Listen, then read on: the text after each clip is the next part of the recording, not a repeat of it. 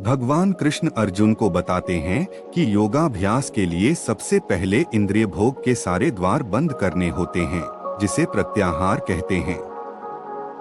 इसके बाद मन को हृदय में स्थित परमात्मा पर केंद्रित करना होता है और प्राणवायु को सिर के ऊपर तक चढ़ाना होता है। इसके अलावा भगवान कृष्ण कहते हैं कि यदि कोई भक्ति में अपने मन को कृष्ण में स्थिर करने में समर्थ होता है तो उसके लिए अविचलित दिव्य समाधि में बने रहना सुगम हो जाता है। इस प्रकार भगवान कृष्ण अर्जुन को समझाते हैं कि योगाभ्यास और भक्ति दोनों ही महत्वपूर्ण हैं और इन दोनों के द्वारा ही आध्यात्मिक लोकों में पहुंचा जा सकता है। भगवान कृष्ण अर्जुन को डोट बताते हैं कि जो व्यक्ति अनन्य भाव से निरंतर उनका स्मरण करता है वह उन्हें सुलभ होता है। भगवान कृष्ण कहते हैं कि जो भक्त निरंतर उनकी भक्ति में लगा रहता है वह उन्हें सरलता से प्राप्त कर सकता है। भगवान कृष्ण अर्जुन को समझाते हैं कि भक्ति योग सबसे सरल और सुगम मार्ग है जिससे उन्हें प्राप्त किया जा सकता है। भगवान कृष्ण के अनुसार जो व्यक्ति अनन्य भाव से उनका स्मरण करता है वह उन्हें सुलभ होता है और उन्हें प्राप्त कर सकता है। भगवान कृष्ण अर्जुन को बताते हैं कि जो व्यक्ति उनके धाम को प्राप्त कर लेता है वह फिर कभी जन्म नहीं लेता। भगवान कृष्ण कहते हैं कि समस्त योगियों को अंततः कृष्ण भावनामृत में भक्ति की सिद्धि प्राप्त करनी होती है, तभी वे कृष्ण के दिव्य धाम को जा सकते हैं जहां से वे फिर कभी वापस नहीं आते।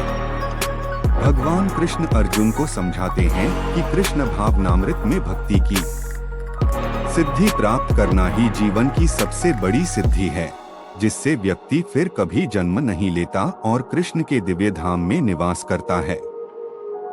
भगवान कृष्ण अर्जुन को बताते हैं कि ब्रह्मा का एक दिन 1000 युगों के बराबर होता है और इतनी ही बड़ी ब्रह्मा की रात्रि भी होती है। यह ब्रह्मा के एक दिन और रात्रि की अवधि को बताता है जो मानवीय गणना के अनुसार 1000 युगों के बराबर होती है। भगवान कृष्ण अर्जुन को डोट समझाते हैं कि ब्रह्मा की आयु और ब्रह्मांड की अवधि सीमित है और यह कल्पों के चक्र रूप में प्रकट होती है। भगवान कृष्ण अर्जुन को बताते हैं कि ब्रह्मा के दिन के शुभारंभ में सारे जीव अव्यक्त अवस्था से व्यक्त होते हैं और फिर जब रात्रि आती है तो वे पुनः अव्यक्त में विलीन हो जाते हैं। भगवान कृष्ण अर्जुन को समझाते हैं कि जीव ब्रह्मा के दिन और रात्रि के चक्र में बंधे हुए हैं और वे पुनः और पुनः जन्म और मृत्यु के चक्र में आते हैं।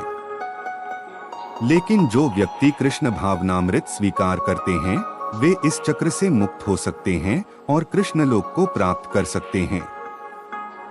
भगवान कृष्ण अर्जुन को बताते हैं कि उनका परमधाम अव्यक्त और अक्षर है जो कभी नाश नहीं होता है। यह परमधाम वेदांती लोगों द्वारा बताया गया है जो परम गंतव्य है और जिसे प्राप्त कर लेने पर कोई वापस नहीं आता। भगवान कृष्ण अर्जुन को समझाते हैं कि उनका परमधाम गोलोक वृंदावन है जो आध्यात्मिक जगत में सर्वश्रेष्ठ लोक है और जहां वे स्वयं निवास करते हैं। यह परमधाम अव्यक्त और अक्षर है जो कभी नाश नहीं होता है और जिसे प्राप्त कर लेने पर कोई वापस नहीं आता। भगवान कृष्ण अर्जुन को बताते हैं कि वह परम पुरुष हैं जो अनन्य भक्ति द्वारा ही प्राप्त किए जा सकते हैं। वे अपने धाम में विराजमान रहते हैं लेकिन अपनी पराशक्ति द्वारा सर्वव्याप्त हैं और उनमें सब कुछ स्थित है। भगवान कृष्ण अर्जुन को समझाते हैं कि वे परमधाम में रहते हैं जो गोलोक वृंदावन है और वहां वे अपने श्वासों और शक्तियों द्वारा सर्वव्याप्त हैं। वे अनन्य भक्ति द्वारा ही प्राप्त किए जा सकते हैं और उनकी शक्तियां इतनी व्यापक हैं कि वे परमेश्वर के दूरस्थ होते हुए भी दृश्य जगत में बिना किसी त्रुटि के सब कुछ सुचारू रूप से संचालित करते हैं। भगवान कृष्ण अर्जुन को बताते हैं कि वे उन विभिन्न कालों को बताएंगे जिनमें इस संसार से प्रयाण करने के बाद योगी पुनः आता है अथवा नहीं आता।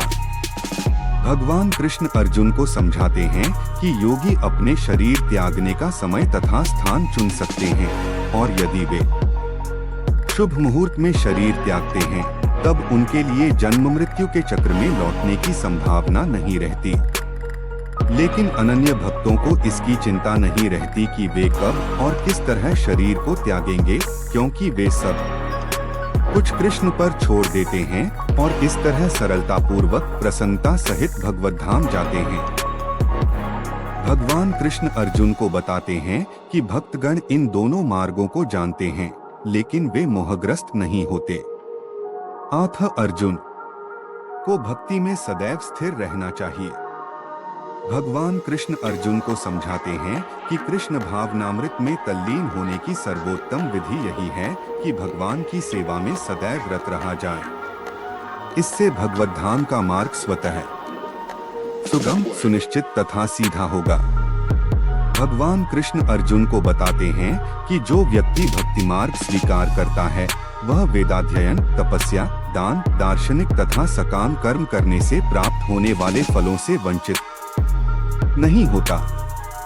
वह मात्र भक्ति संपन्न करके इन समस्त फलों की प्राप्ति करता है और अंत में परम नित्य धाम को प्राप्त होता है।